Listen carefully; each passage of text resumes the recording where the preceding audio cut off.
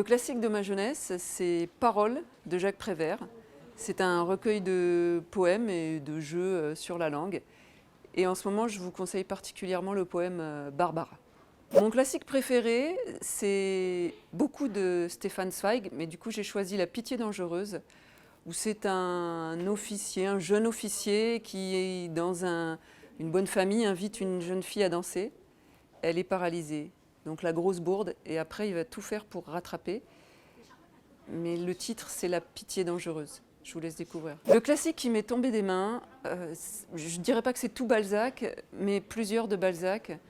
J'aime vraiment la lecture, la littérature, donc j'ai essayé plusieurs fois, j'y arrive pas, vraiment. Et pourtant, La peau de chagrin, je trouve l'idée géniale. Il vend en gros son âme, et pourtant non, j'ai pas pu. Le classique que j'ai envie de lire, le théâtre d'Aristophane, qui donc à l'Antiquité grecque dénonçait déjà tout un tas de choses qu'on peut continuer à dénoncer aujourd'hui. L'amour du pouvoir, la soumission des femmes, enfin les femmes que l'on veut soumettre, c'est pas elles qui se soumettent.